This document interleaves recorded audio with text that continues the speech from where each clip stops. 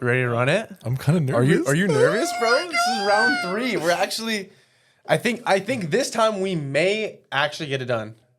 Yeah, hopefully we fucking got everything set up. Well, we're pretty much, we have nowhere to go.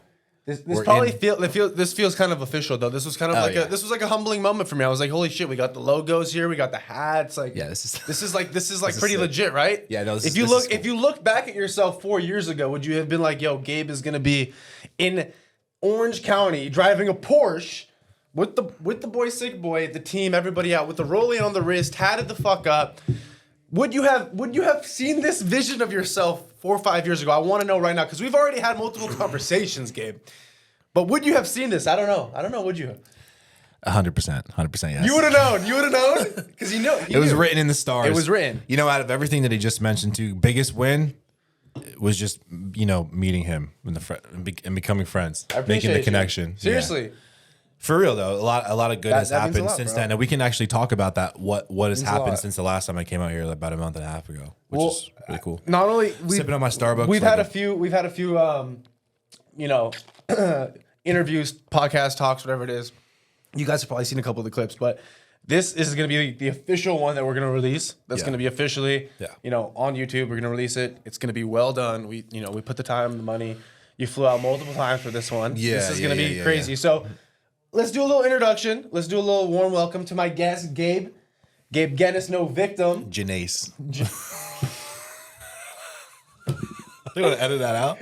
Nah. Was I not supposed to correct you? No, it's just me because the way it looks and the way it's spelled. Dude, I'm so used to it. Yeah. You might have said it before. I should have said Gabe, no victim. It's my fault for not. Your last saying name's something. No victim, but it's fine. I should have said Gennace. Yeah. It's like what is that last name? What? It's Italian. Italian because it's like little. Is it your mom or your dad that's Italian? Excuse me. Your mom or your dad? My mother. Okay. So No. My dad. Your dad? Yeah, okay. my dad's side is Italian. So that's where you get the genes from, though, huh? I was recovering from the cough. Side. Yeah, for sure. Okay, so we've talked multiple times, but this time out, we're going to talk about a couple of things we've talked about your story, about stuff like that. But we're probably also going to talk about some things that have happened, within the past few months, right? Yeah, things that have, probably changed within your life, things that have happened in the world and shit. Things are probably going on that we'll talk about. But yeah, man. People also want to know your story, right? I want to know a little bit more about your story too. We've talked multiple times. I know a decent amount about it, but for those that don't know, can you give us a little background on where you came from and where you're at right now? Yeah, man. So I was born in Pennsylvania, basically, grew up Pennsylvania and Jersey. And normal childhood, played sports, up until 5th grade. And then I was into music, at an early age. I skateboarded too when I was young. That was the big thing back then. But yeah, I was an active kid.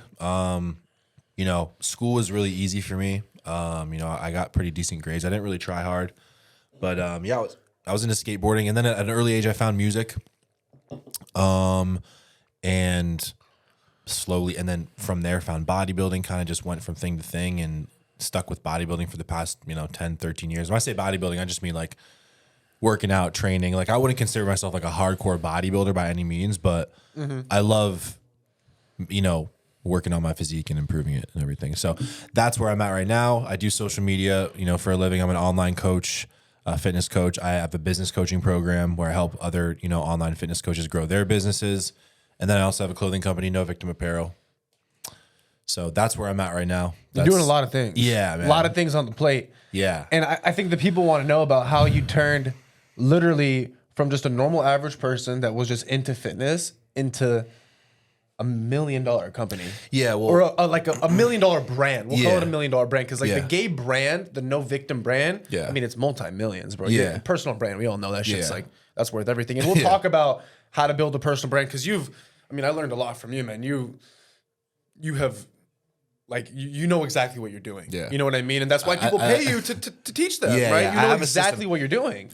You definitely have a system for a lot of the things I do. I'm very systematized, and I didn't even really realize that until, around probably 27, 28 now, probably last year, I realized that I actually do follow a lot of systems, and by default, I need those systems because by default, I'm a very lazy, unproductive, kind of negative person by default. Why do you think that is? I don't really know necessarily, but I don't think that that's necessarily bad. I actually think that sometimes people feel normal emotions and normal human emotions that everyone feels, right? But we just have to have systems to be able to work through that So shit. you still, like, to the daily still think that you kind of feel those emotions? Not all the time. Well, I think everybody throughout the day has at least a 100%. few times where they're just like, bro, fuck this shit. Like, Yeah, 100%. Like, you know, like whatever it is that you're doing throughout your day, something in your work pisses you off, you're going to be mad. And we all know anger is a high frequency state. So if you're like, if you can be in that high frequency state and accept it, I've kind of learned that that's almost like a good thing, like in a sense. Yeah, well, the thing is with that is, I mean, it depends how you use your anger, obviously. 100%. But yeah, I don't know. I've just realized that I need those systems, you know, in order to really just thrive in my life. Because without them, I'm really nothing. Now that means like bodybuilding, you know, in business, like daily business structure, in order to be successful. Like it's kind of like it's as simple as making a list and then making sure you're getting it done every day. Really, that's kind of what it is. I see. So I wanna talk about a few things, and I have some questions. I'll pull them up because I actually like thought about some things that I wanted to ask you personally, but I want to talk a little bit about the beginning of Gabe's story, right? So those that don't know, because obviously, you know, me and you have talked, but they don't know the story about how you went from, I don't want to say, you know, a goth kid, but you were kind of goth. We've seen the photo. I saw the ad that you had. It was like with your The before and after, yeah. crazy. That was a good ad, huh? That was a good ad. That was It fire. got some leads, yeah. No, yeah, but that was Brought some fire. leads But in for the company. you know, so you went from that to like, dude, like you are like the impediment of like what most guys kind of want to be when it comes to like a man. Like I look at you like big bro. I'm like, Appreciate yo, that, bro. Like you're like big bro, right? And I look at you and I'm like, damn, like this is somebody I want to like mentor me and teach me something. So like, let's talk about how the beginning of that started when it came to the gym, right? What was the first things that triggered you to getting into the gym, like initially? And let's talk about that whole journey because I still don't really know. Like, what was it that got you into the gym? Like, what was it actually? So the earliest memory I can remember of the gym is my parents working out. Both or just Yeah, both of them. really? So we always had like an at-home Oh, that's fire. workout, like dumbbells, Really? you know, stuff like that. Or like I remember my parents had like a universal machine in the garage where it had like ropes on it, pull up, lat pull down, stuff like that. Excuse me. So they were big on fitness. They were. Yeah, my parents were always, you know, come to think of it, they were really in shape, always in shape up until a certain point, you know. They got weren't older. coaches or anything, No, were they? not coaches. They lived like a healthy lifestyle. And we ate, and it's funny, we ate a lot of like bland foods. My mom didn't really buy like junk, you know, like the Did they the teach you Gushers, about the Pop-Tarts, macros at the a young Cheez-Its. age, or did you learn about that on your own? No. That didn't come till later. So basically, you know, how I came into bodybuilding in the first place was my friend group was really, you know, the first people to do it. Really? So I was actually talking to one of my buddies who came down to Florida, a Darian, and I was, you know, talking about how when we were kids, they started to work out, and because of that competitive environment, I was like, oh shit! Like every time I saw them, I just remember the feeling I would get, like, oh, these dudes are like getting bigger every day, and it would motivate me. But How old are you? I was 14, Oh, so this is 13, 14, yeah. And how old are they? Around the same age, a little bit older, but I was also in a band at the time too. So for those of you that don't know, I was in a hardcore band from the age like 12 to like 19. Do you think that had any like impact on the gym? Like, you know, the hard metal music, like you like it's kind of like They were goes with kind the of gym separate. aesthetic. They were kind of separate because I had the music first, and then I found bodybuilding, and bodybuilding started to take more importance over that. Yeah. Right. And what happened was a lot of people in the band, they started to get older, and, you know, people would get jobs, girlfriends, you know, we stopped practicing as much. We It's would not take like breaks. a job. Like it's not Yeah, like it's a not a long-term money making thing. It's more of like a hobby. It's more of a hobby. passion. Passion. And believe me, I've had some of the best times and moments of my life in the band, on stage, playing with my miss my good it friends. ever? Of course, absolutely. And just, I don't know if you know Pablo, my video guy. course. He was the guitar player in my band. So that's how you guys met? we met through church actually. But yeah, we have a long history you guys- of playing and writing music together. Okay, Pablo's Hardcore dope. Shout out music. to Pablo. Shout out to Pablo. You tell me about him all the time, but like Pablo- I can't wait to meet him, honestly. Yeah, and I can't wait for you to only meet him. good things about him. Pablo, yeah, I literally only one of have the good things. things to say about Pablo. Pablo, you'll meet him. Yeah, I'm excited for you to meet. I'm excited for anyone to meet Pablo. How long have you known him?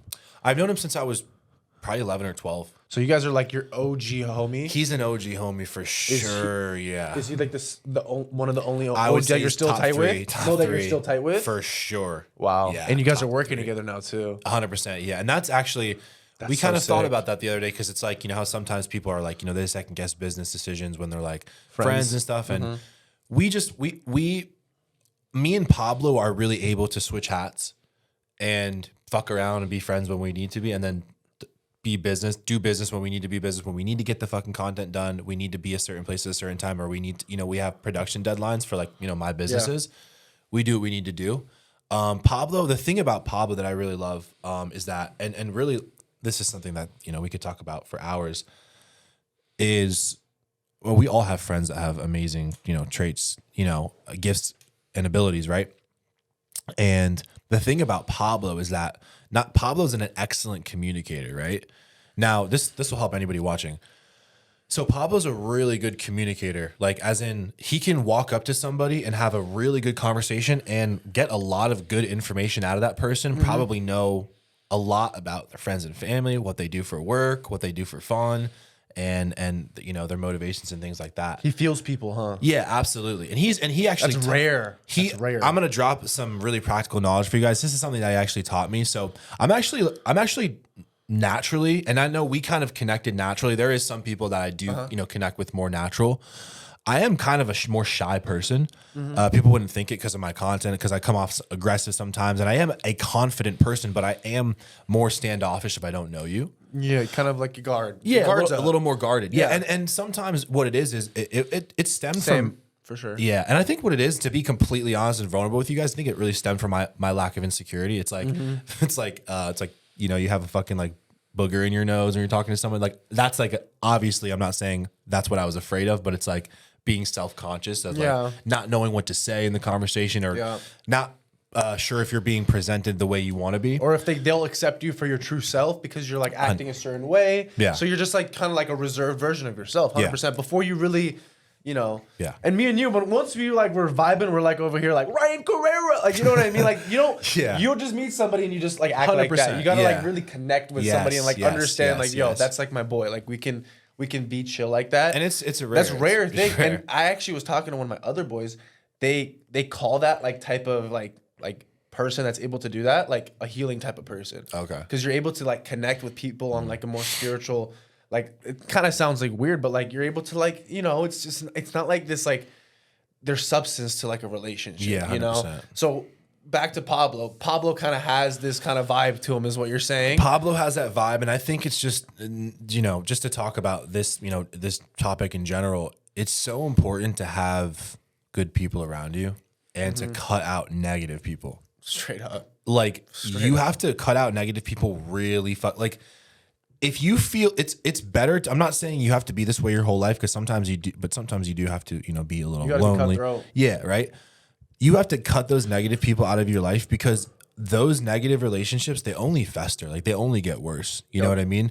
And you have to have the self-awareness to be able to say like, and really what it is just understanding that you don't have a lot of time, you don't have a lot of energy, and you gotta expend that time and energy on people that you love. Straight up. And things that Straight you love. up. You know?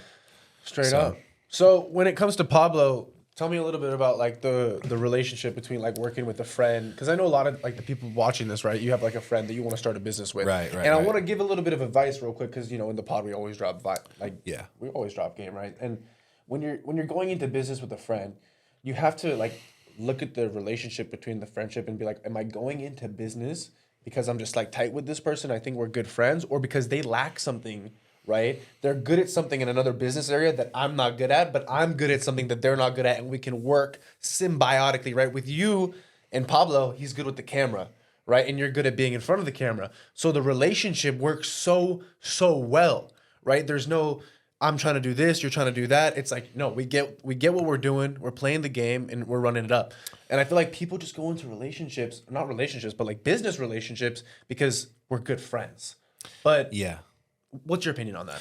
I think that, let's just be real here, like, because it is, you know, it is a matter of a business.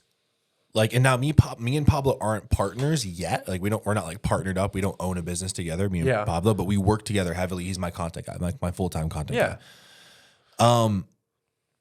The thing is about Pablo too, that I've noticed and really about just surrounding yourself with good people, is that when you can see the gifts, talents, and abilities and see the goodness in other people, a lot of times they can see that in you, and that's really where the relationship starts to thrive. Yep. Is they're seeing things in you that maybe you just forgot about or you just don't notice, and you're remembering. Get what I'm saying? And a lot of good friendships, having a good friendship, like I would say that one of the qualities is realigning, right? So like when your buddy comes to you and says, "Hey, like I'm kind of like out of whack here, my job, my girl, whatever."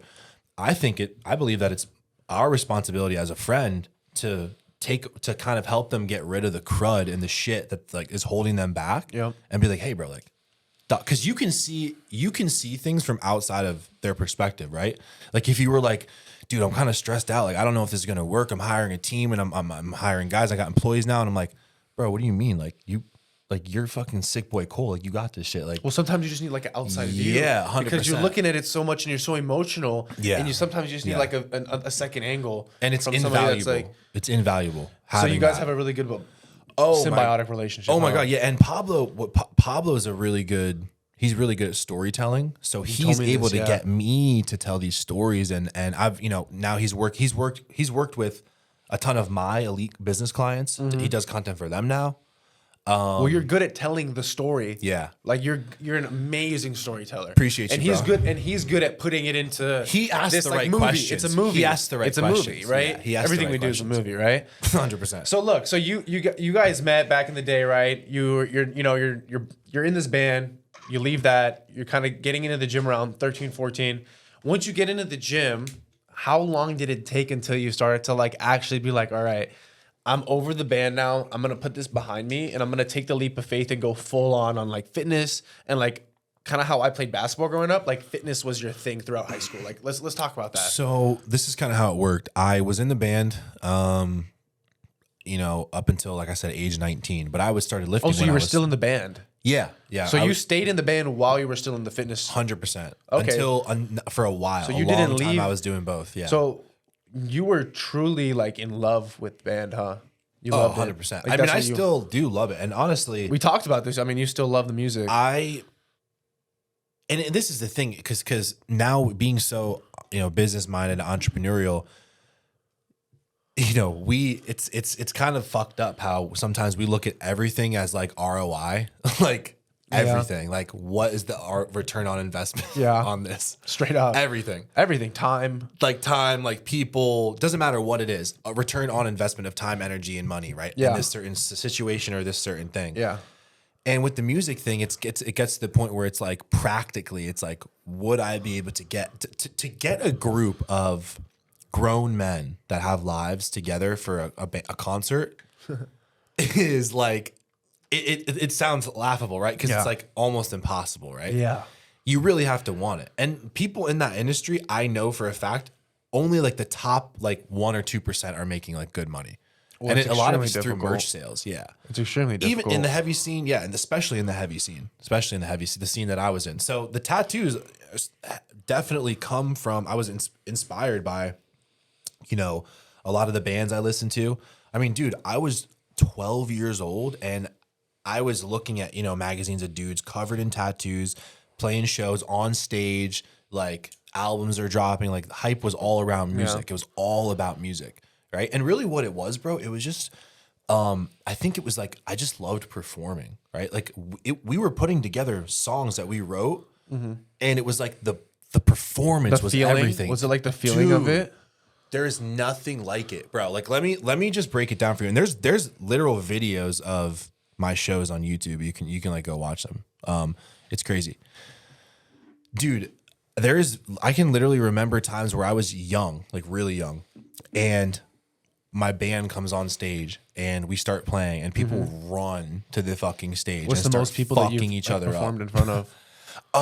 Most people, I'm not really sure the exact number, but I would say it's definitely in the multiple hundreds of people. And I was young too. Dude, that you can feel the energy, huh? Well, the energy, but not only that, because it's what they're doing. It's like at a hardcore show, people are fucking each other up, yelling, screaming, grabbing the mic. Like people are going nuts, right? Yeah. And it was one of the best feelings ever. Like it was, I could only imagine. 100% one of the best outlets. Did you ever get hurt, like moshing and stuff? Yeah, probably. Yeah, I think I got my nose beat. Really? Punched pretty bad at one time. Yeah. That's probably why you're such a like I wouldn't say strong person, but like you could just take I feel like you just take it. Like you've been. I didn't do it too much, but like yeah. you kind of got to be a little bit of a crazy motherfucker to go through that shit and be like, yeah, 100%. Because like I would go to the Travis Scott concerts, right? And the Travis Scott concerts, like I'm not sure if you've ever seen, bro. Like somebody died at one of them. Like they go pretty crazy, right? And I was doing this when I was like 13, 14. And that's kind of like what inspired me was like the whole Travis Scott.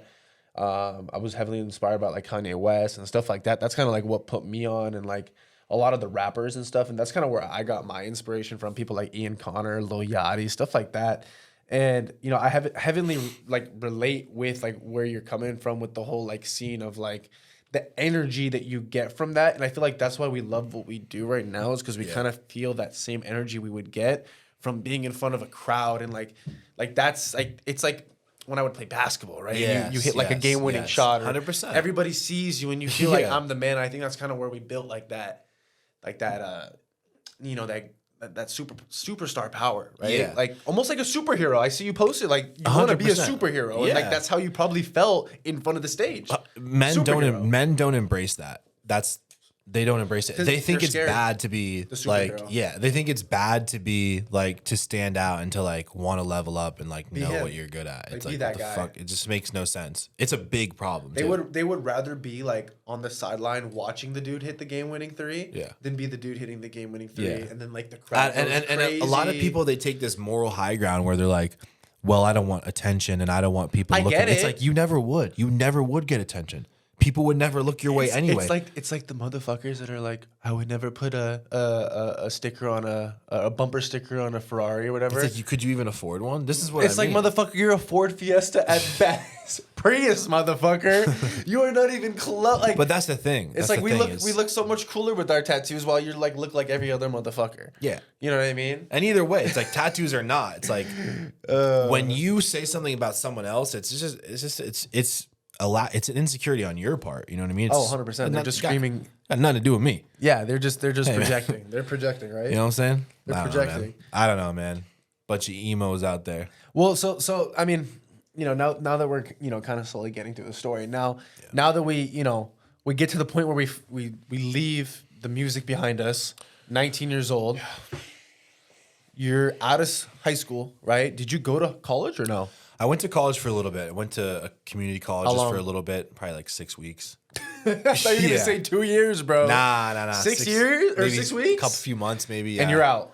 And I was out. Yeah, my dad wanted me to go. And then you went to where from there? I worked. You were just working. I was working random jobs. What was like the first one that you remember? I don't want to talk too much about each one because I know there were probably a bunch. Well, you know, I worked my way up. I was doing McDonald's at first. That was the first. You worked at McDonald's? Yeah. Okay, that's like flex in my opinion. Like to come up from like 7-figure entrepreneur from McDonald's. Well, like that's a thumbnail. That wasn't even the worst job. So the title is gonna be Gabe Gennace from McDonald's to 7-figure entrepreneur. Or not? Is that too much? It could be. Do you have a picture of you working at McDonald's? No. Oh, that's crazy. So McDonald's, and then you did that. But I do want to say, fuck you, Megan. That was the Saturday manager. That that was like, I was like, there's no way that life is like this. You thought it was like this is what it was for the rest of your life, huh? Oh, dude, yeah. I quit no tattoos, right? No tattoos. I got my first tattoo at 25. So yeah, I was gonna say yeah. No, so jacked. Were you jacked at McDonald's? Yeah. I was working. So you were jacked working at McDonald's. What in your mind was? Why were you like, I'm gonna start a fitness coaching program, or not a program, but like just be a coach at the 24-hour fitness? Yeah, man. So you have to understand that when I was 18, this was 2013. So it wasn't like a thing. Instagram was fairly new, but they had fitness coaches at the gym. Yeah, like 24 fitness. Yeah, 100%. But you had to be a little bit older, huh? You know what it was and this is a huge thing for guys is I felt like there was a barrier to entry. Like I worked at McDonald's. Well, I worked part-time at McDonald's because the only reason I worked part-time there is because I did co-op through high school. Like I would leave half the day and go work. Then I worked at a gas station shortly after. And then shortly after the gas station, I worked at like GNC and I was trying to do personal training, but you know what it was is like, I didn't want to get certified.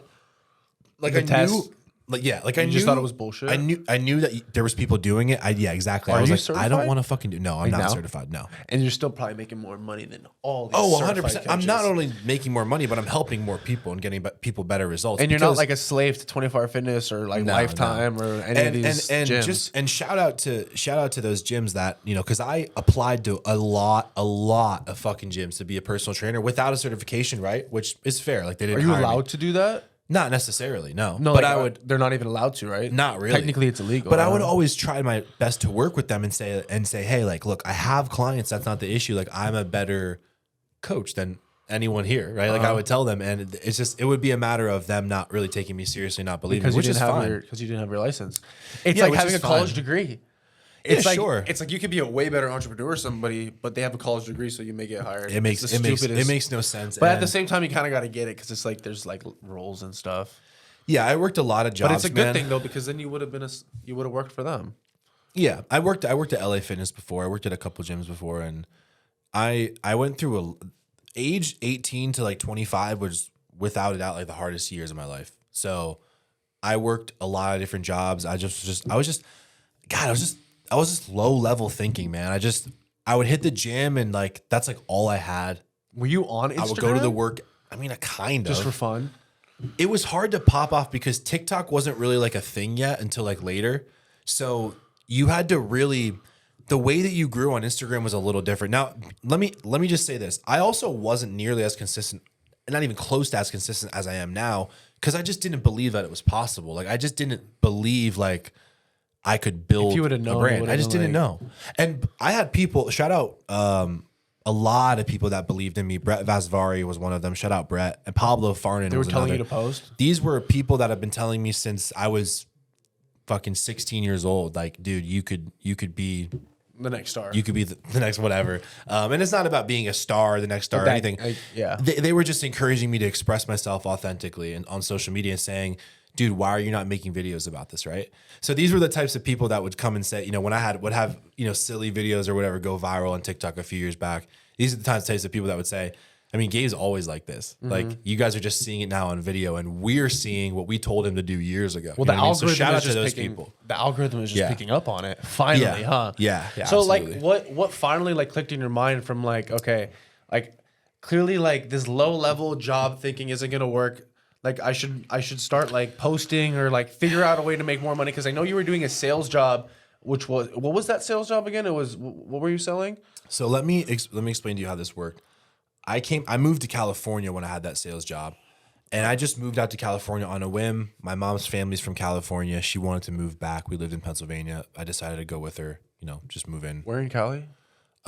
Inland Empire, San Dimas, Laverne, Surprised we never ran into each other. Riverton. I don't really be Were out you there. out there? Nah. No, but like I mean, it's not like that far. It's like an hour. Yeah. Well, So I was only there for how old a are you year. when you were out there? 22. Okay, so this is a couple years back. So you just moved out here not knowing anybody, huh? I had family. I had some family. So luckily, when I came out here, you know, family, you know, they hooked me up with a mattress, and I had like a bike. Mm-hmm. So like, luckily, my cousins hooked me up with a mattress. My uncle hooked me up with a bike, and I would just take that bike and I would just knock on fucking doors and just, are you How'd hiring? you get the job? Yeah, well, I did a little bit of door knocking, and then I mean, I was probably applying to like 50, as many fucking jobs as I could a day, and I found a sales job close by to my house. Right, I would ride my bike to work. So this is actually really, and shout out to Clint. This is the guy that mentored me in door to door sales, and I've learned a lot from him to this day, and it's very nostalgic for me coming back because I was door knocking at age 22. That's only 5 years ago. Like I was literally poor, door knocking, no car. What were you selling? I was selling a Google software. So I was just selling an inside virtual tour for businesses. We would go to businesses. We would say, hey, we can get you an inside virtual interactive tour on your Google listing so people can see the place before they come in. They can interact with the store and kind of look. Did you like it or no? No, I sucked at it. I didn't I didn't care about the product. I just wanted to make money. I knew I had to get into sales because I took matters into my own hands at a young age, like 18. I started listening to podcasts. What pod? Entrepreneurial podcasts, Stuff like this. Andy Frisella's MFCEO podcast was probably the main one. And immediately you're like, all right, I'm overworking these low level jobs. It's time to level up. No. See, no. And actually, how it happened was it was a very long process. Why? Because at age 18, I didn't understand what he was saying, but I knew what he was saying was true. It's so weird. There's like a disconnect sometimes. There was a disconnect because everything he was saying in these podcasts, I didn't believe it. Do you think it's because you didn't have like maybe your dad like telling you it? And I like, think like seeing it, like you need I to think see it. the world like, around me served my current reality 100%. like say you saw this 100%. dude in a Lambo, right? That's doing every single thing Andy Frisella is saying, and you're seeing him. You go to the gym every day, you see this guy, you're like, damn.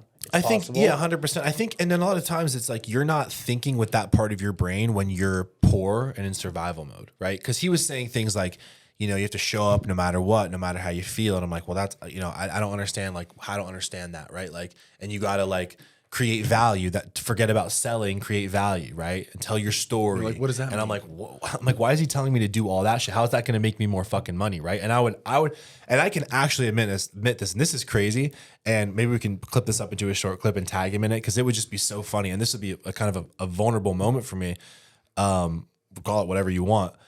When I would listen to his podcast, and this is someone that Andy Frisella, I really look up to him, admire him, learned a lot from him. I would actually get angry listening to some of his stuff because I would be like, man, fuck this dude. Like, he doesn't understand my story. Like, I would actually, it was weird. I would actually have this one-sided relationship with the podcast and with business ownership where I would say, none of that shit's like for me. Like, I'm just going to be a regular dude and work a regular job. And really, you know what it was? It was kind of, I was in denial. you were accepting defeat. I was almost. accepting defeat because I was fucking scared, dude. Like I was always scared. That's what held me back. And this is what happened. This is actually what happened. Age 18 to 25, I'm working these BS fucking jobs, right? At around age 24, I'm like, okay, I need to find something. I need to start taking my life serious. Yeah. So I start working at this company and I start, it's lawn fertilization. I was taking the advice of like Grant Cardone said, you don't have to find the perfect situation. You need to make the situation perfect, right? Or basically along those lines, right? Stop looking for the perfect situation. Just be the best at what you're in, right? Yeah. And that's what I did. Worked my way up to the, we were like, it's actually funny. Such a small company that I became like a sales guy, right? And I was going to start like a sales branch of the company. The work though was manual labor. And it got so bad and I was 24. I had just moved into an apartment, right? I just got like my new Toyota Corolla. Are you still in LA? Or No, this Cali? is in Pennsylvania. Okay, so why did you move back? Right? So I missed a little chunk there. There's so many chunks in your Missed life. a little chunk. It's So crazy. I'm in California when I'm 22 because I wanted to move out there. Just broke up with one of my ex-girlfriends. And I'm out there just trying to figure out my stuff. Dishwashing job, then I worked a sales job, didn't have a car, and luckily the guy I worked for, Clint, he had a company car. So it was a company Prius. And with the Prius, we were doing something called canvassing. So we would go to a different city every single day, or sometimes parts every single week, and spend there and door knock and pitch businesses and sell. Mm-hmm. And I went to, Laguna, Whittier, Pasadena, West, Covina, the desert. Everywhere. We went to Palm Springs. We went to Vegas. How long did you do this for? I probably did it for a good 8 months. And how much money did you make in this time? So I didn't, actually probably less than 8 months. I didn't do well at all. Really? I sucked at selling, and I really didn't take the job seriously. In-person selling? You Yes. just weren't good at it? I was still focusing on my coaching business though. I knew this is what would happen time and time again. There was this part of me that knew I could be a coach. Mm-hmm. There was this part of me that was basically like trying to like rise up, right? And I couldn't believe that I just didn't believe it was true. So I was scared. So I just didn't do anything about But it. do you think that was just because you weren't getting enough clients? I think what it was I was just scared, honestly, man. I don't know. I didn't want to be labeled. It's that the pain, truthfully, the pain of my situation it hadn't reached a point where I felt like I needed to change. That's honestly, I had to. That's honest. to go through more pain. I had to get to a point, bro, dead ass, where I was crying uncontrollably, not even like really trying to. And I think we talked about this, right? Yeah, The day you quit your job, right? Yeah, yeah. There's been multiple times where that's happened, and I'm just like, oh man, I'm like, I can't do this anymore, and I'm feeling so much resistance in this situation. I need to move the fuck on. So You're just like, this is not I it left. anymore. Yeah, and what it was tensions were high at the company. I took the job seriously. But I you were wanted to doing your work my way fitness up. coaching stuff while you were still doing this? No. So going back, I keep skipping parts. No, you're good. Shout out to Clint. He gave me the company car. He helped me while I was in California. I was able to experience a lot, learned a lot from him. Then I told my mom, hey, I'm going back to Pennsylvania. At what age? Like I'm going to make 23? it on my own. 23. Yep. Okay. I'm going to make it on my own. So I call my buddy Nick up and I go, and this is what I do. I go on Indeed. I find the closest job to his house. It's a tax office, $10 an hour, filing people's local taxes. It's literally a bike distance from his house. I get his dad's bike. So I'm riding another bike. You're a big biker. I'm 240 pounds and I'm riding a bike in khakis and a polo and boat badass, shoes. though. Yeah, that's what I was doing. That's how you did it. My hustle was get enough money to get the cheapest car you possibly can, then get something that's further that pays more. That was my hustle, and that's exactly what I did. That's exactly what he I did. found a car on my buddy's lawn. It was a Volvo. Shout out to Jaron. Jaron fixed it up for me. Let me make payments on a $1,500 car, and I had a vehicle. Good for you. And I this worked is like at- 24 now? This is 23 still, and Okay. I'm working at a vineyard. But you hadn't started the fitness stuff yet? The fitness coaching, or did you? Part time. So now I'm doing it a little part time because Any clients or not really? Yep, What I've was got- your offer? basic nutrition and training program Online? Yeah. And how were you getting clients? Instagram stories? You were So this is when you So started I posting. started to do a This is little when bit you of started Instagram. So I posting. told my mom, I said, "Hey, mom, I'm going back to California, or PA, Pennsylvania. And you had like a vision. I'm gonna make it out there." Did you Right. Did you know that fitness was the way you wanted to do it? I knew it was kind of the most. I would have to be lying to you if I said I didn't think it would be a huge part of my business. You just wanted to. You were going to make it either sales, entrepreneurship. You just no knew you were matter gonna what, do I it. was gonna make it. Yeah, And this at 24. 24. Yeah, This is like when most people are getting out of college. You're like, all right, you Yeah. know what? It's time. Like, this is it. 100%, bro. This is the leap I'm gonna take. And you went full throttle, huh? And at 24, when those people that are in high school are now getting those jobs, whatever jobs they're getting, buying houses and having families, I'm riding my fucking bike to a $10 an hour tax job thinking, okay, well, I don't even have a big Instagram following. All I have is that I'm jacked. That's it. Yeah. I know that practically I can't make enough money off music. I'm not going to be a SoundCloud rapper, even though I might look like one to some of you guys right now. But that's the kind of the conclusion I came to. I said, okay, I don't really have a choice. I had been making Instagram stories this whole entire time, though. Like, really, when I got out to California is when I got really heavy into You always it. had like a thing with like you liked Instagram. You liked posting. Always liked Instagram stories. You enjoyed yeah. posting. I What do you did. think that stemmed from? I think I felt like I always had something to say. And really what it was I felt this need to help people because I was being confirmed by people in the messages saying like, hey, this really helped me. Yo, Yes. this is so funny. I like this. I think that's the only reason we probably still go, because you're like, Absolutely. you get these messages and you're like, all right, like if all of these messages were like, fuck you, this shit sucks, like, all right, I would get it. But it's like every single one of the messages is like, this shit saved me. This shit is making me want to keep going. Please don't stop. And then you start to realize you're not doing it for yourself anymore, bro. You're doing it for them. And I want to ask you, at that point, how many people do you think had like watching your stories on the daily? Do you remember? Like, do you remember looking and being like, yo, how many people do I have? Sheesh. I mean, less than 200 maybe? 100? 200. And what are you at right now? I mean, 10. Some days like 10,000. Yeah. And that just shows the growth. Yeah. From 24 to now. Yeah. 28. Well, yeah. And you also, yeah. And really what That's it is, 4 bro. years, bro. People don't realize, Yeah. like, And I saw there's your video. actually a You're like, video. 4 years ago, people You were should watch laughing that at you. video. Well, I posted no, it. There's a I posted full-length it. video on YouTube of this exact story that I'm telling you right now. You can see the Volvo. It's in the video. I'm sitting on Nick's porch, is the dude, one of my best friends who I lived with. This whole story is true. I was dead broke, poor, was just trying to figure it out. And Nick's house was here. My tax job was here, and the gym was here. Wow. And I did not leave this vicinity for months. Just grinding. So from 24 to what, 25? No, we're talking like 20. We're still talking 22, 23-ish. Then then I get into a relationship. And I'm with her for a little bit. And Back in Pennsylvania? Yeah, I'm still in Pennsylvania with Nick's in Pennsylvania. And then this girl is in Pennsylvania. We're together for a little bit. You're posting Instagram stories. Still posting Instagram stories. Still Getting 200 views. Here and there. Yeah. And what was like the call to action? How are you getting clients to hit you up? So let me just kind of go. Let me just take you back a little bit, because when I left Nick's house, me and Nick actually had a falling out. So me and my buddy Nick, good friend of mine, you know, we've made amends since then, but we actually reached a point in our relationship where we needed to like basically like take some time off from each other. Yeah. So I ended up moving in with this girl, and we had a long relationship, about a 2-year relationship. In between this relationship, though, what happened was I had hopped around a few different places, and this Volvo broke down, so I didn't have a car again. Mm-hmm.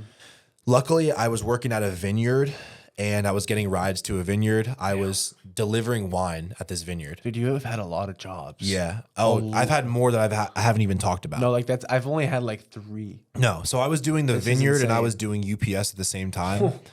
And I was wow. I remember I saw the most money in my bank account was like $1,000 at one point. And I was like, wow, that's crazy. But I was working literally 6 a.m. to like 10 p.m. You probably spent like $1,000 a day. It was stupid. It made no sense. But I moved on from that. And here's where things get interesting. So I shout out to Jake, one of my good buddies, Jake. I started to paint with him. Mm-hmm. So I started to paint houses. And I had my own room that I was renting. So I ended up saving up all my cash. I was eating tuna sandwiches while working at the vineyard. Mm-hmm. You know, I'm trimming vines, I'm doing labor, I'm doing the vineyard, crushing grapes, making wine. We're doing a lot of shit, right? Regardless, right? And you're still working out during this entire time? Like you're hitting the gym once a day? Yeah, still hitting the gym. Yeah, still going to the gym. How did you manage your time? I not always once a day. You know, sometimes I would have it? to take breaks. Yeah, long times off, and I just. You manage the physique though. I would still keep my physique. Yeah, absolutely. Absolutely. But anyway, I moved on from that, and I was painting with my buddy Jake, and and he doesn't realize this, but that job, I actually learned a lot at that job, and seeing one of my friends that I grew up step up as a leader, especially when we were painting Victorian houses. So if anyone doesn't know what a Victorian house is, it's an old fashioned, basically like 1800s house that has extremely like intricate woodwork and design on the outside that has multicolored like paint like on it, which means you would have to. We were using 40-foot ladders. It was to a lot paint of work. Like multicolored like spools on fucking shit. That's just like the most detailed shit, right? Did you get hurt? We didn't get hurt, but we put ourselves in a lot of dangerous situations, and I learned a lot about that job. I remember there was this one time at the job, we were on this ledge on the Victorian home, gust of wind, and our A-frame ladder blew right off the fucking... That's sketchy, blew right off I fucking hated that ladder. Wow. Yeah. What are you, still like 24, 25? So I'm 24-ish at this point. Yep. And you're still posting on Instagram. You're still doing all this stuff. Yep. And then where do we go from here? How do we how were you even gaining traction on Instagram? Was it from posting Instagram photos, Instagram Reels? I want you to get this. I'm in Stroudsburg, Pennsylvania at this time, right? And at this point, I actually step away from bodybuilding. Completely. Wow. So I stepped away from bodybuilding after me and my ex-girlfriend broke up. Okay. Heavily. And when I mean heavily, I stopped working out. I stopped eating. I was literally eating one meal a day. Was that bad of a breakup? It wasn't necessarily the breakup. I was going through a deep, what I felt like spiritual change. Was it like what you needed though? 100%. 100%. And I actually, this is crazy, and you guys can look it up if you want. Maybe I'll mention it later, but I started to do music. I started to do singing music. Mm-hmm. And I got back into music. So this constant tug of music is still, pulling on me, right? So at 24-ish, 25, I buy like a whole studio setup, and my friends are doing music too. Right? So we live in a house where we're just producing songs all day, right? It wasn't too expensive, but I can write music. I love writing music, and because of that was a way I was expressing myself. It didn't last too long, but what happened was this. I end up getting this fertilizer job, like I said, that I was working at. And because of this job, I was able to get my studio apartment, which was the apartment I eventually made my first TikToks in. What was your rent over there? $1,200 a month. Oh, damn, that's not bad at all. Yeah. And then I had like a $400 a month car payment, a Toyota. And yeah, that was my life. And I would work 7 a.m. to like probably 6 p.m. every day. And basically enough money for like rent, car, food, and gym. I was making about $3,000, a little over $3,000 a month. Okay. And then, so from there, what happened? So yeah, so I'm working there, and in the work truck, we have a lot. I'm basically in New Jersey driving, all over the place, spraying these lawns, and my office is my work truck. And I am the way that I pass time a lot of times is podcasts, self-improvement podcasts, things like that. And I keep consistently hearing, make videos, make a personal brand, do social media, TikTok, you got to catch it now. People are going viral. I'm like, I'm just going to try this out, right? Going to give it a shot. This is like what, 4 years ago? Yeah. Well, 24? This is probably the year 2020. So 3 years ago.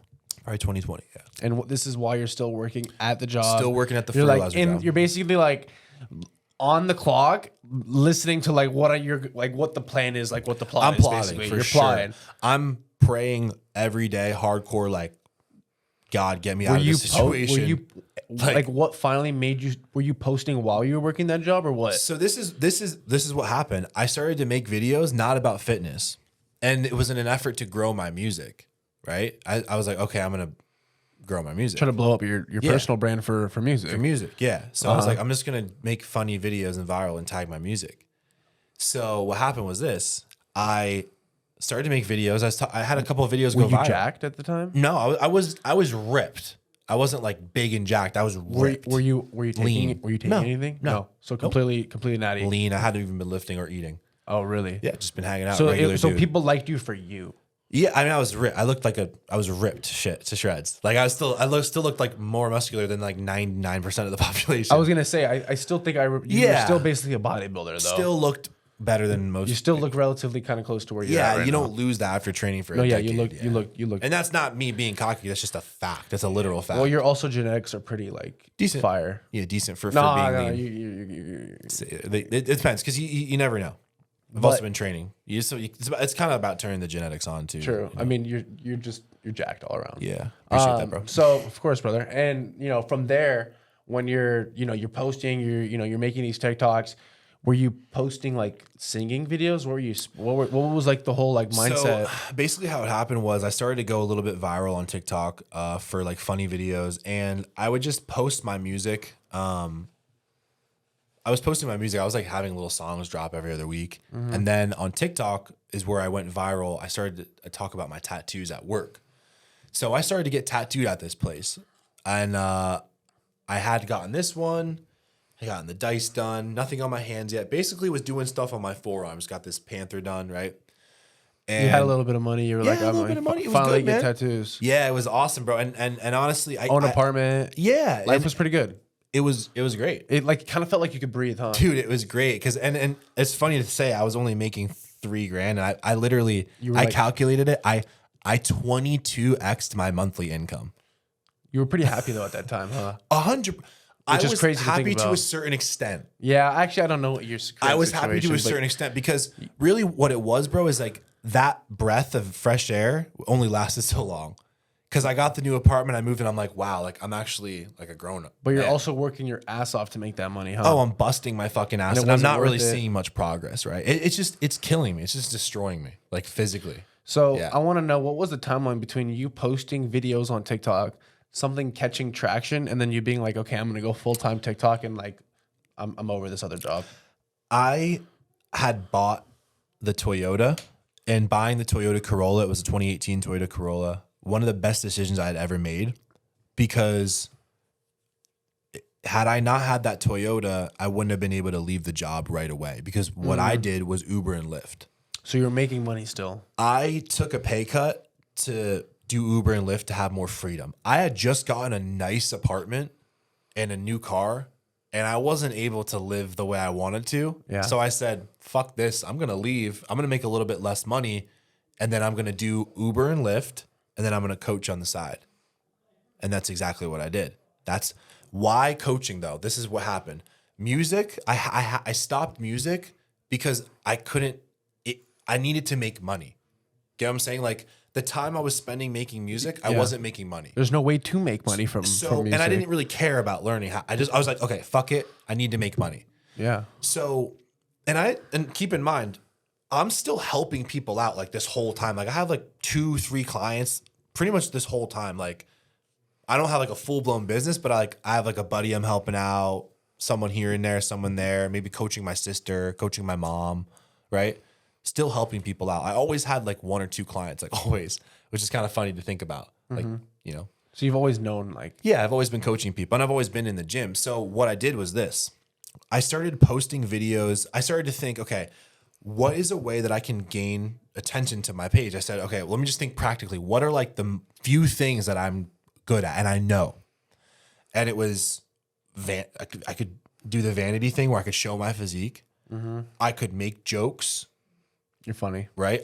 Just maybe to some people, right? And then I could sing. So all of those put together, I said, okay, I don't care about it. I don't care about what. I'm just going to, or how. I'm just going to make as many videos as I can every day. And I'm just going to see what hits. So really the first videos that started to pop off were the narcissistic bodybuilding boyfriend. I would do POV narcissistic bodybuilding boyfriend where I would act out. You found like your little like niche. Yeah, I found a little niche because they related to you. For me, my stubbornness led me to trying to create this ultra original content because I didn't want to make content like anybody else.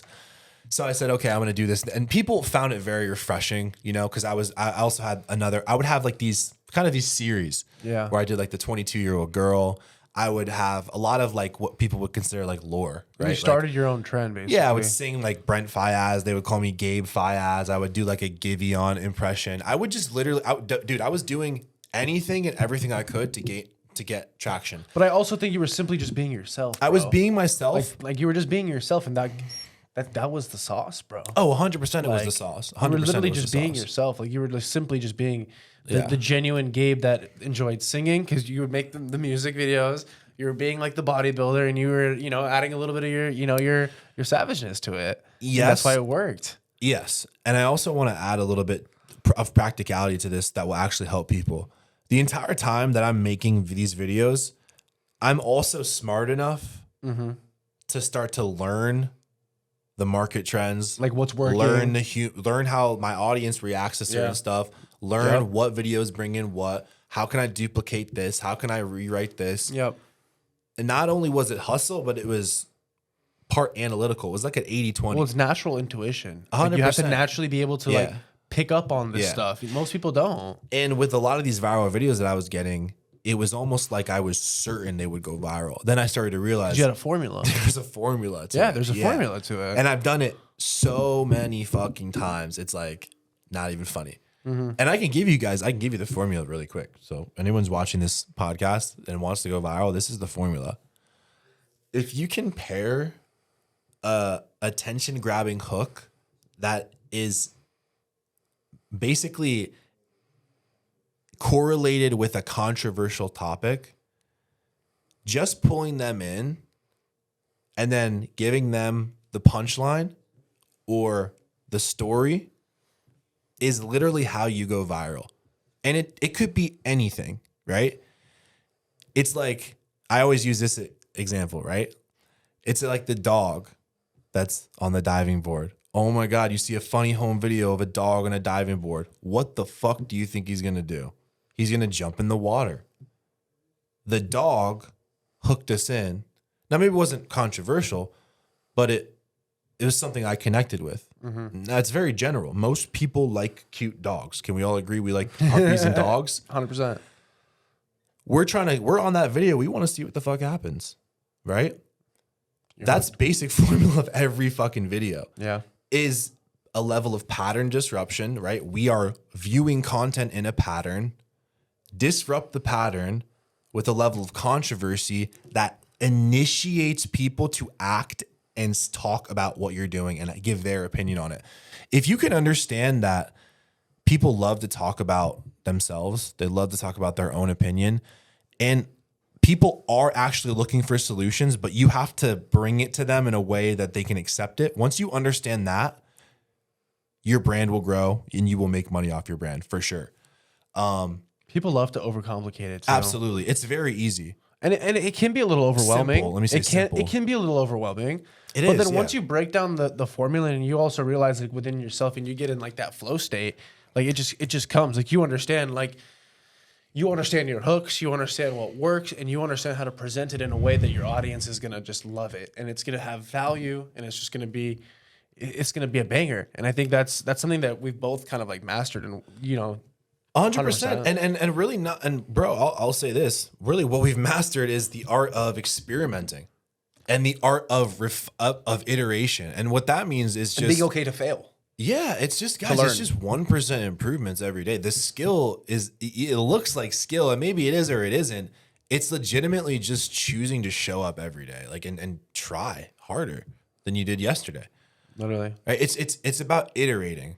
Like that means 1% improvements every single day. It's not about going 0 to 100. It never has been about that. I was talking to Cheyenne about that before, saying it's on a day-to-day basis. You have to be aggressively patient. You have to be patient to a point where it makes sense, but you still have to work really hard on a day-to-day basis. But all you fucking have is what is in front of you. This is what I mean. How are you going to tell a young kid, like, what the fuck are you going to tell him? Like, okay, what are you going to tell a broke kid who thinks he's stupid, who comes from an abusive household? You know what I'm saying? Yeah. 100%. What are you going to tell him? What are you? I don't even know. You would say, fuck it. The most practical thing you could do is probably go to the gym. Now, why would I say that? It's because it's what helped me. Get what I'm saying? And that's the thing with content is that people, whether you want to be a content creator or not, or whether you're just a person who likes viewing content, the reason that you like viewing content is because likely the content that you're viewing, you feel like you get value out of it. It resonates with you. It resonates with you 100%. You feel something. 100%. And this is how the entire fucking world keeps moving. It's all just value exchange. If you can understand that, you can absolutely at least start to understand what it takes to have a successful business, for sure. So I want to ask you, when you started initially with your TikToks and like you kind of started to get some traction, when you decided to switch from the OG content to like the more bodybuilder kind of like focused on like trying to build a brand with those three things that we talked about, how many followers were you at, and how many did you get to within a certain amount of time? Okay, so this is actually really crazy. Like the way my income worked and the way my follower growth was correlated, it's very interesting the way it happened. So I started making videos. Probably my most viral video ever was the one where I said, "You got soft hands, brother," and I did like a funny like redneck voice. At that video though, the fucking reach that video had, it started to bother me because I knew I was like, I could make funny videos, but I knew in my heart that wasn't the impact where I could really bring impact. And I started to get frustrated when people would bring it up because I'd be like, oh, great. It's like, I made you laugh for 5 seconds, but bro, like look at 95% of the rest of my content. It's like really giving deep value and trying to help people. And I knew part of the reason that I wasn't making the money that I wanted was because my messaging was all over the place. People didn't really know what I had to offer.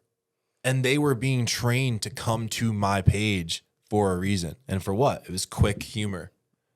So every time that I would try to give them something else, it didn't really resonate with them. So I had to make the sacrifice, right? I actually sat down with, an associate, and we talked, and he said, hey, like, I don't want you to take this the wrong way because, dude, you're hilarious. Like, you literally are one of the funniest people I know.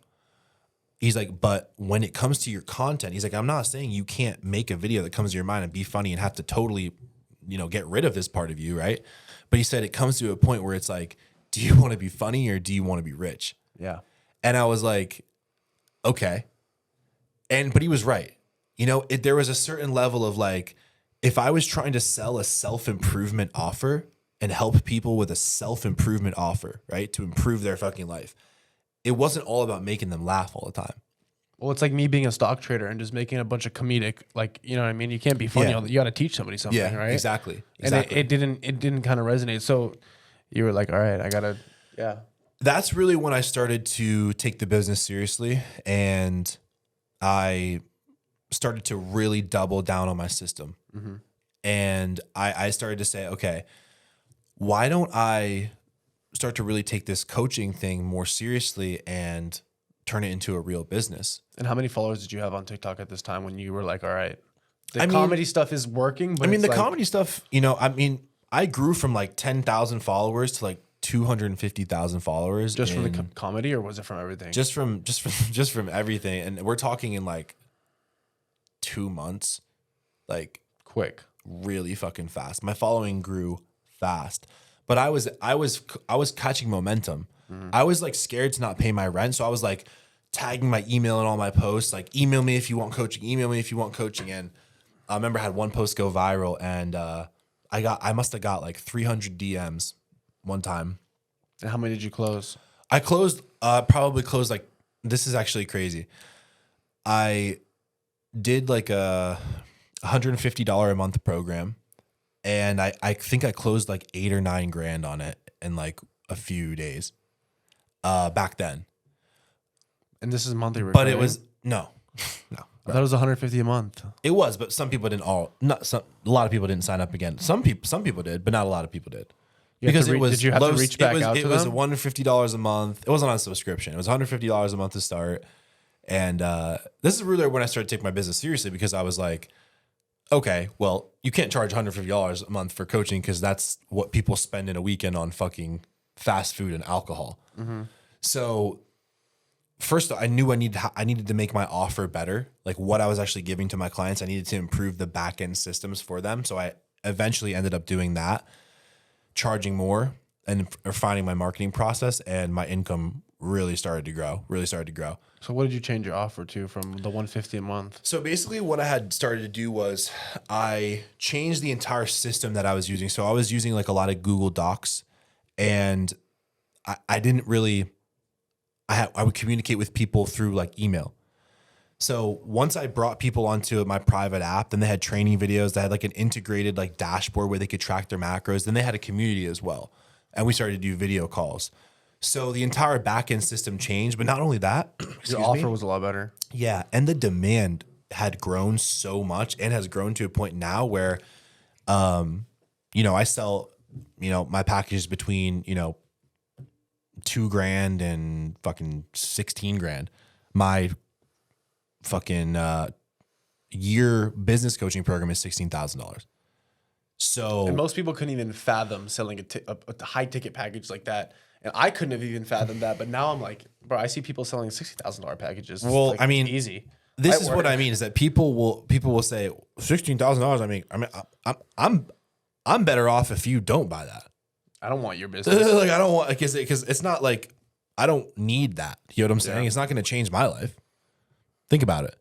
And this is what's crazy to me, is that people will invest money in college and get literally they won't get any return on that. Immediately in debt. Yeah. See, when you're a business owner and you invest in coaching, you're already the type of person that bets on yourself anyway. Like, you take bets anyway. You take risks anyway. So for someone to invest $16,000, I'll give you an example. He didn't even invest in $16,000. One of my clients, Eddie, shout out Eddie, Eddie B Coaching. Eddie worked with me for 4 weeks. By his 3rd week, he hit 10 grand. Wow. Okay, so now I want you to put this into perspective for all you fucking nitwits out there that have 100,000 followers on Instagram and are fucking living in your mom's basement still. This kid, I don't even want to say kid because he's like 23 or 24. I might be younger than that. So Eddie, I already knew when I got on the call with him, like first 2 minutes, that he had hustle, because he was taking notes. He was pretty much silent the whole call, and he let me talk. Right?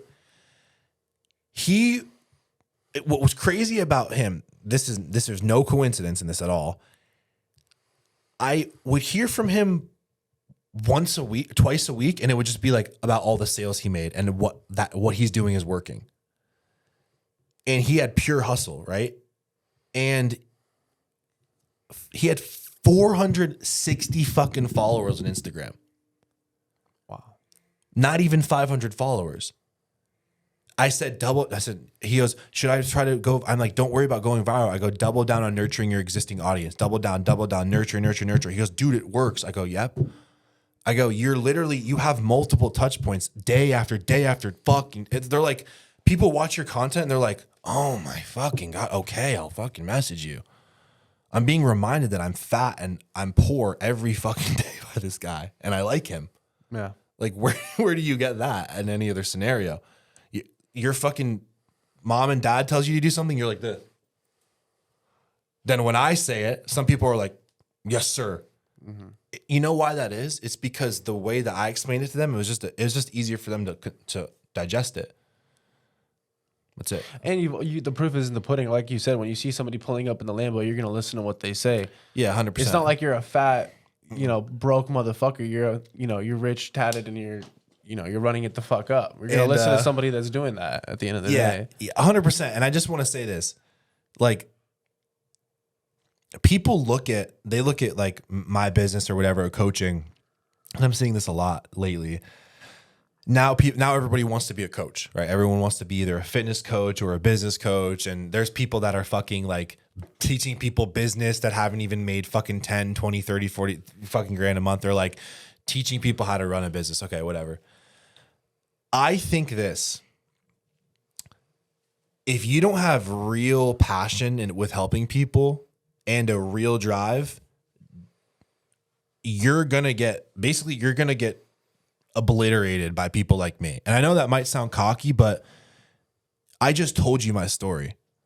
I was doing Instagram stories when I had no fucking business doing them. Right? People were telling me, yo, put the phone away, dog. Like, you don't have a fucking car. Mm-hmm. I'm like, oh shit. Yeah, maybe you're right. My fucking friends are giving me rides to the gym. I'm 22 years old. People younger than me that were in high school that looked up to me, that happened multiple times where they would drive. Gabe, you're back from California? Oh, yeah. What's up, man? I got my fucking bike next to me. You know what I'm saying? Like, that builds you as a man. Well, I'm just saying, you didn't want to post a reel today? You're going against guys like me, dog. You're going to fucking lose. Mm-hmm. So, and when you look at in the entire marketplace, if you're not, this is why I don't get. Dog, if you're not going to be a business guy, if you're not going to act like an entrepreneur, dude, just don't do it. You're going to fuck yourself over. Cuz mentally you're going to say, "Oh, well, I'm going to do this. I'm going to build a multi-million-dollar company, or I'm going to do this." And then you're doing nothing. Then you feel worse. Like, dude, if you want to be an average regular motherfucker, just accept it. Don't lie to yourself. And this is crazy to say, I think some people would be better off if they just stopped lying to themselves about who they want to be. Be who you really are. And that's another thing too, is every moment you take pretending to be someone else, lying about who you are, not being authentic, what a fucking waste, dude. Everyone in this room can benefit from one person being their authentic self, because you're seeing something new, something that you haven't seen before. It's like created by, we can get as deep as we want, but maybe something created by God, something spiritual. I just said it before. Everyone has good things about them. You know what I'm saying? Yeah, there's not two individuals that are one and the same. We're 100%. all very, very unique. I've never met another individual just like you, just like you've never met an individual like me. Absolutely. And what I'm saying is, there's uniqueness in that. You have to fucking shine, bro. You have to shine. Like, you have to show yourself authentically, unapologetically. Yeah. Or else what? It's a waste. If you think of us, I think of us humans as a collective, especially now in business, now building teams and networking with people and all the people that I've met through you, right? We really are a collective. Get what I'm saying? I'm not saying you have to totally give a fuck about what everyone else is doing and be so involved in their personal life. That's not what I'm saying. I'm just saying, think about and consider the fact that this life and your existence on this earth isn't really all about you all the time. You ever consider that? Yeah. Because when you're poor, it's all about you. When you're depressed, it's fucking all about you, dog. You're not thinking about anyone else. When you're fucking anxious, you're only worried about yourself. And I'm not saying, look, regardless of what you think about everything that I just mentioned, it's true. It's a fact. And has that helped you? Well, maybe it has, but likely hasn't. So anyway, but then again, what the fuck do I know? Yeah. What do I know? We're all learning every day, right? We're continuously learning new things every single day. And sometimes that's the even beauty in dead it. ass, sometimes when people go, they ask me shit and I'm like, dude, I don't even know, man. I'm learning. I'm still going through it. Fuck. I'll probably have to learn that lesson. We learn by failing a lot. And I think that's the beauty in it. So like after you started seeing some success and you hired a coach, it sounds like, right? You hired an associate to help you out with stuff to learn how to like build out an offer, build out a proper system. When was that? Shit, that was Like 2 years ago? Or not even? Has it been 2 years since you fully built out this, like the real? I would say probably like a year and a half-ish. So you fully built it out about a year with Zoom calls, like the proper Zoom dialed calls, in proper system. and still we're dialing stuff in now. And now I'm hiring, Always hiring adding- team members always now, adding new scaling up. things. So it's now at the point where, I started to work with a couple of business coaches and they helped me scale. But really, honestly, what has worked for me the most is what I've always done.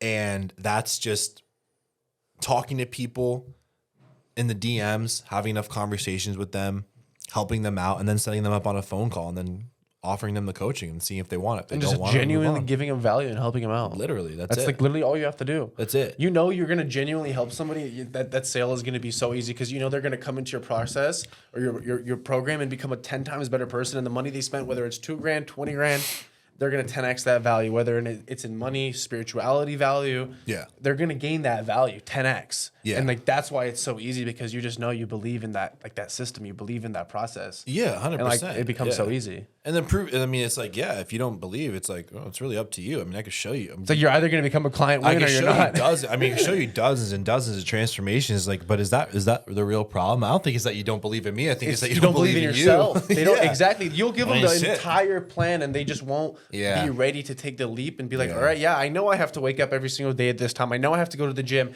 and I can't just half-ass it and just go through the programs. I have to actually feel each rep and go hard. Yeah. They're not ready to believe in themselves to take the leap of faith, and that's why they can't spend the money. The beautiful thing about it is the reason why I believe coaches are so important is because when you do that and you get that accountability, you pay the money, you're investing into forcing yourself now to have to hold yourself accountable. You're spending $16,000. You're telling me I'm not going to show up to every single coaching call and take notes? Fuck yeah, I am.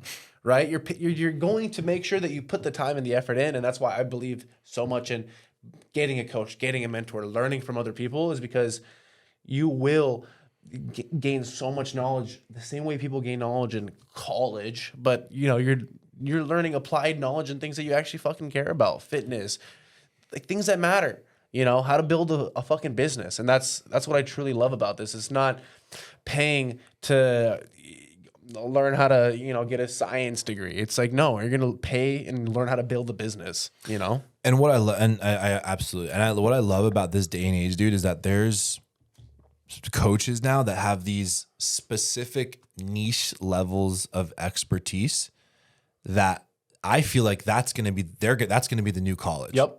It already is. It is the 100. I mean, dude, fucking, I can't even, I'm not surprised, but when I finally, I fucking knew it would happen like this, that a life is like a slingshot, or at least my life was like, it was like that winding back, that long winding back, and then you let the slingshot go, and then all at once, it's like you see that progress. You have to believe, a lot of times you have to believe in things that you don't see, especially in society. Like if you're an 18-year-old kid and you're in your senior year of high school or whatever it is, and everyone around you is saying, well, this is the college I'm going to. That's the college I'm going to, right? And this is what I'm going to do, right? And you're saying, well, maybe I feel differently. I don't think that's the way I want to go. Just to be able to say that in a group is hard, right? Because you're like afraid of being judged or whatever the fuck it is. But to believe in yourself, to go left when everyone else is going right is so fucking hard, dude. Hard. I can still shout out Cam Stroey. I think it's the sickest shit though. I think it's so much better going left when everyone's going right. Like, right? Who wants to go with everybody else? I always found that being like my edge, 100%. 100%. I really, and those that can relate, they can relate. Yeah. Yeah. Well, that's the thing is what I'm saying is you have to fucking, but like, this is what people go, they say things like, should I tattoo my face? Should I do this? I'm like, you probably shouldn't. Yeah, if you're asking, You don't exude a single fucking ounce of self-belief, so you probably shouldn't. Yeah. You know what I'm saying? You shouldn't do risky things. You're not like ready that. for it. Like, you're just not ready. You got to go through a little bit. Like you said earlier, like, you got to go through a couple more L's and you know, get to that point where it's like, you know, you're ready to go. Yeah, absolutely. I want to say shout out Cam. There was this kid, Cam, that went to my high school, and I just vividly remember he was one of the people that I saw when I was riding my bike. And I was like sweaty shirt, like right after work. I'm like so fucking broke. And I was kind of like, you know, in California, like, you know, supposed to be like making it in the fitness industry, you know, or whatever. And I was back, and I just remember that being such an embarrassing moment for me that I was like, yeah, I never want to fucking feel like that again. And I'm laughing about it now because, oh God, I was like, I don't even know. And this person wasn't judgmental by any means, you know, cool kid, really nice kid. But I was just like, fuck, dude, that's like the last thing I wanted. Yeah, last thing I wanted. Well, it's great to be able to like look back at those times and be like, well, look how far I've come. Yeah, and absolutely. Like, be like, do you still talk to him? No, I never really even talked to him. He was just a kid that went to my school. He's just a kid that went to my school. It was just funny. So, okay, well, now that we've kind of gone through, you know, the story and like kind of seen how you took your, you know, your influence, turned into a business, I want to talk about now, like, where it's at now and where you see it going. Yeah. Obviously, you started No Victim. You got a clothing brand, but I feel like you're more focused on, you know, your coaching. I feel like that's where you really want to, you know, expand and take things to the next level, because I think you can. I think you have the ability to be one of the top coaches in the industry. Appreciate you, bro. Because you have that uniqueness too. You know, like you said, bro, you're undoubtedly yourself. Like, you were genuinely just like yourself. So where do you kind of see yourself taking the brand, and like, where do you kind of see yourself going from here? Yeah, absolutely. So the thing with my coaching offer is that I've always wanted to grow the coaching to a multi-million-dollar business. So the goal for the long-term vision, bro, is keep growing the business, right? Like, I could tell you, like, yeah, this is like my next year's goal, and like my monetarily, but really I'm focused on a much bigger goal. And my thought with No Victim has always been like, have No Victim be one thing that just has like all these things kind of stemming off of it, right? So I'm talking, a really good example of for you to think of this would be like Alpha Land in Houston. Mm-hmm. When I saw Alpha Land, like, I swear something changed inside of me, and I was like, fuck, dude, I literally think that if I don't do this before I die, I might regret my whole life. Why is that? Bro, there's something about it and about me that it's like, there's certain things where it's like, I need to accomplish some things before I die. Mm-hmm. Right. And when I see certain things, I'm like, part of me feels like no one's walking into, I'm not saying nobody, of course not saying nobody. I'm just saying most people are probably not walking into that gym thinking, oh, maybe I'll start my own Alpha Land. Like, I always joke, it's not a joke, but I'll play around with my buddy, and I'll say No Victim Land to my video guy, Pablo, my best friend.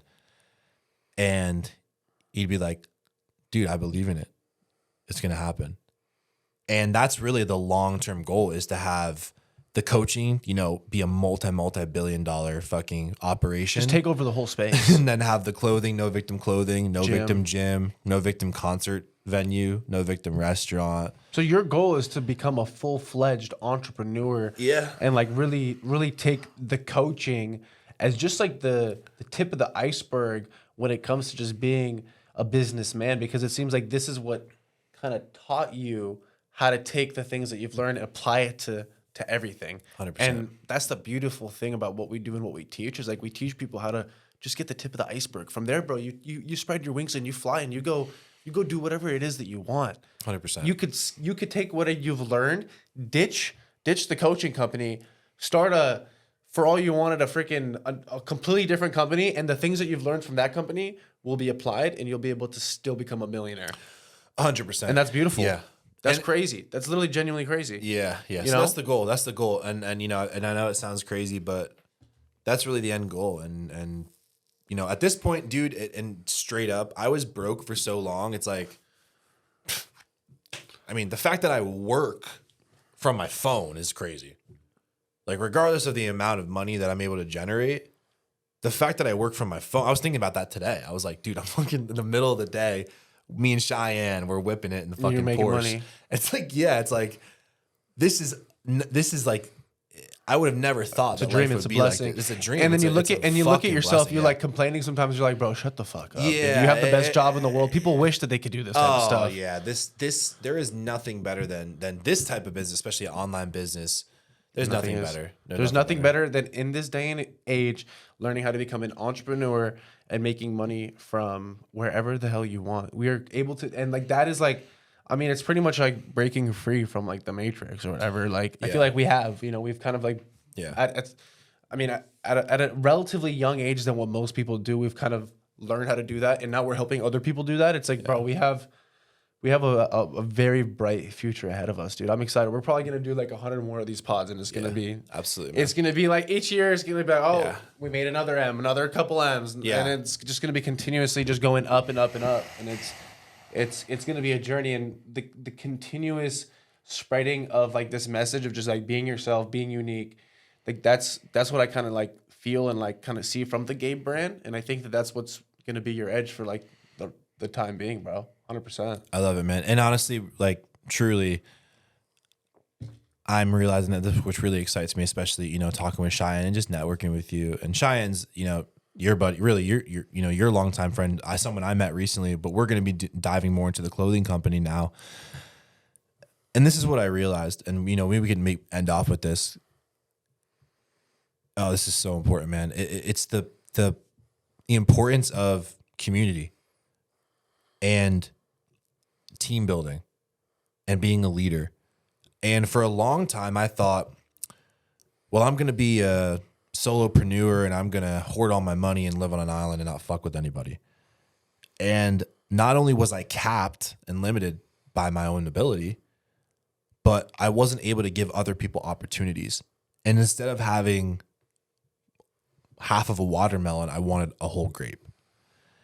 Now, as I mature as a business owner and as a leader, I realize the importance of not only team building and being a leader, but creating opportunities for other people within your organization so that they know and trust that it's a collective mission.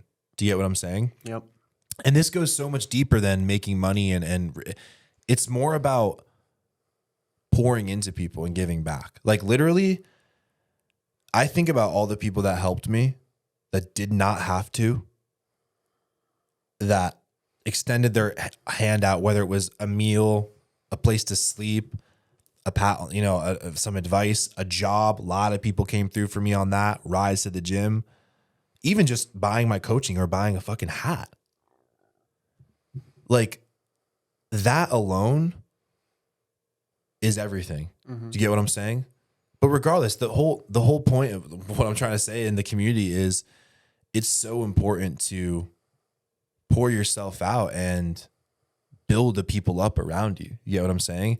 And because of that, you will be so much fucking better off. Like trying to keep everything to yourself and all, like, I mean, a really great fucking, one of the best leaders in all existence, in my opinion, one of Jeff Bezos. Because if you think about the way Amazon is and what it's become, it would never, ever fucking be to the scale it was if Amazon wasn't a legitimate opportunity for every party involved. Yeah. Like whether you're fucking, and I worked at Amazon as a forklift driver. Give me a fucking break. Wipe your fucking tears. Because I'm telling you, I've done way fucking harder jobs and drive that fucking little PIT machine around. Give me a fucking break. And the biggest thing is becoming an I'm like ranting about Amazon. becoming an entrepreneur though is giving other people the vehicle to actually become wealthy and become successful. And I never understood that. Because you were I just never trying to become understood successful that. yourself, and that's okay. Which you is have to fine. go through At that. first, you go through that. You have to go. Everybody, I went you through hustle. that. Because what it is Because you got to stack the bank account, bro. You got to look out for yourself. as a young Who's man, not looking out for themselves. But not only that, bro. What it is, and every man will understand this. That's what we initially work off of. We work off of dark energy. Yeah. We're not saying, yippity doo dah, I'm getting out of bed at 4 a.m. My girlfriend left me and now she's with someone else and I'm poor. No, you're fucking heated, sad, anxious. You're having to act in spite of all of those things that happen. You get what I'm saying? Yeah. Think about all the great fucking things that happen in those moments.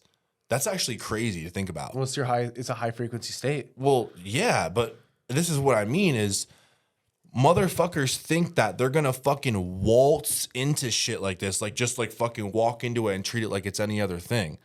Like, dog. And just recognize all that negative emotion and you need to operate from that dark. Every man operates from that place initially. First, it's dark energy. It's hustle, hustle. Fuck everybody. I'll show you motherfuckers. Then you're like, showed them. What now? Yeah. Then it changes. It has to change. You stop. It's not necessarily about hustle. Then it's like, oh, I'm a fucking CEO. I'm a fucking entrepreneur. Dude, entrepreneurs make the world go around, bro. Yeah. We create opportunities for people. Entrepreneurs are the people that I worked for entrepreneurs my whole life. Those are the people that I was able to put food on my fucking table. They created opportunities. I mean, I can't tell you how many fucking people in my area started little jobs. But you weren't looking to create opportunities for people in the beginning of the business. You were looking to create an opportunity for yourself. No, not necessarily. And that flipped the switch. It flipped a switch, and Dude, now that's amazing. My business is it's You created a team, bro. We move better as a team, and that's the community, Yeah. right? With 10 people doing one task, it's gonna get done like that, and it's gonna be done in a delegated form. Yes. And you were trying to do those 10 tasks on your own. And let me say this too, and this could go for business owners, and friendships, relationships especially. Just like I said, those toxic people in your life that you should cut out immediately. In the same breath, I want to say this: the people that love you, that time and time and time again show that they care about you unconditionally and are there for you. You should be pouring into those people just as much as you're cutting out the negative. And people forget about that. There's people that see you for you, see a better version of you that you've never even seen.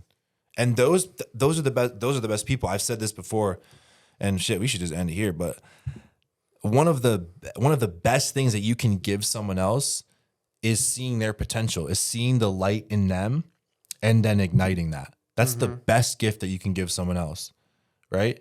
It's like you didn't even, maybe you did or didn't know that about yourself, but saying, hey, bro, you got something there, right? Especially the younger guys. They might, okay, let's say you're not you can't dunk a basketball, you're not 6'3", or you're not you don't have the brain of an engineer.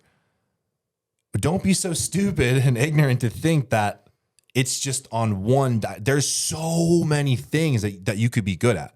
Gifts, talents, and abilities are far. They go far and wide. Get what I'm saying? But it's not easy to be able to see that talent in somebody. Like it takes experimentation, takes experience to have that absolutely. eye and like look at somebody and like I look at you and I'm like, bro, this kid, even with what you're already doing, I see you. Millionaire. I see you like next level, and you look at me and you're like, bro, this kid's gonna keep going up. Yeah, right? absolutely, bro. You're like, but to be able to see that potential and be like I see you and I'm like, oh, he could this, and you're like, yo, this. It's like to be able to see that takes time. Yeah, you don't just absolutely. That's not something that you just build, right? And I think that's something that maybe we had a gift with, maybe we were born with it, or maybe we just developed it, over the years of just continuously like watching those podcasts, listening to things like this, and like being a part of it. And now we're on a podcast just like that. And eventually, those guys like Andy Frisella, Wes Watson, Grant Cardone, like that's going to be us. We've talked about it. We're going to be having those masterminds. We're going to be doing those things. And there's just a next generation, bro. They're going to pass the torch down to us. We're going to be those next guys. And it's just a matter of fucking time, bro. Yeah. Like it's literally just a matter of time before they see it. Like, yeah. And shout out to the legends, because that's the truth, is like all those guys that are in their 40s and 50s is like, I'm not saying they're going to, just disappear. But there is a new wave of entrepreneurs coming 100%, through, bro. and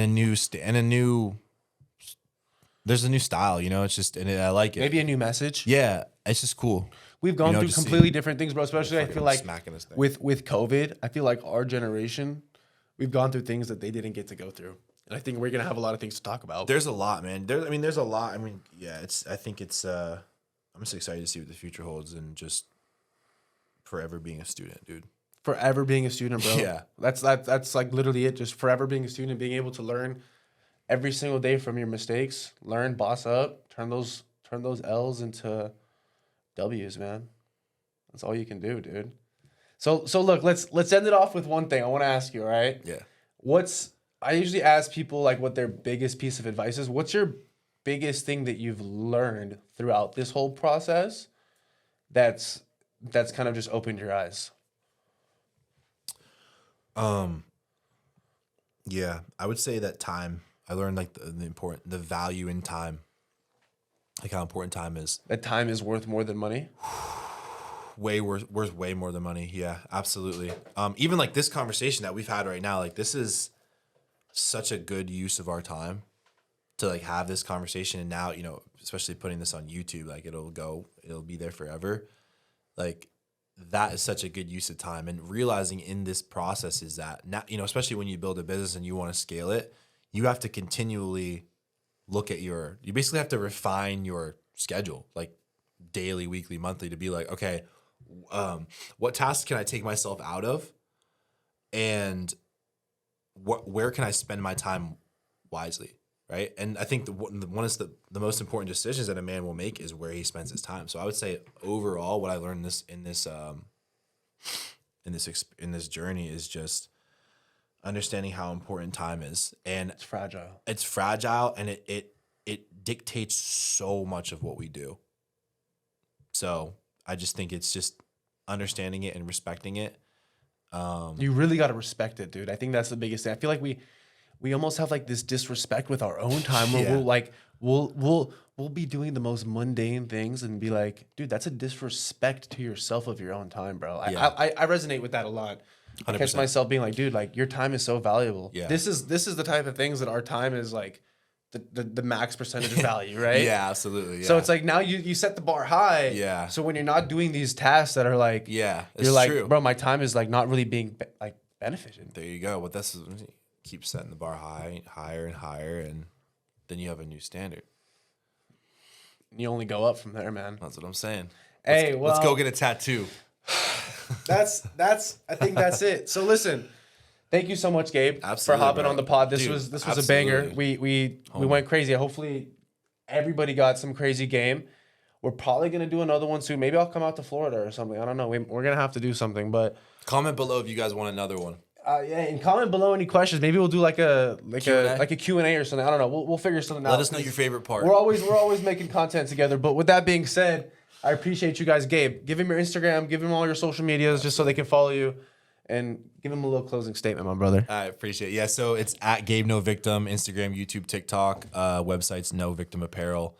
If you're interested in coaching, you shoot me up. Shoot me. Shoot me. If you're interested in coaching, you can just message me on Instagram. That's the best way to get in contact with me. Also working with a company now called Iron Willed, clothing sponsor, code Gabe. I think that's it. Code Pretty Gabe. much it. Closing statement. Closing statement. Okay. So I've done probably like 6 or 7 podcasts now, and they always ask me like to do this. Uh-huh. And it's always rooted in the same thing. And I want to keep it that way. Anybody watching this right now, any age, you know, young or old, you can 100% be doing what we're doing right now. Maybe even better than the way we're doing it, right? It's possible. I just want you guys to know that self-belief is like the most important thing. Like if you don't have that, it's a house built on quicksand. You know, it's nothing. So just kind of saying this in like almost like a reaching out from the other side. You can do this. If this is something that you want to do, it's absolutely possible for you. We're living examples of it, and you just got to believe in yourself. It's the most important thing, and not in a cliche way. Yeah, not in a cliche Not in way. a cliche way. Like really, man. Like if you have to watch this video, you know, this podcast again, you have gifts, talents, and abilities, and it's literally life starts to make sense when you're using them for good. That's all I'm gonna say. I love that, man. I love that. Well, we gotta end it off right there, my brother.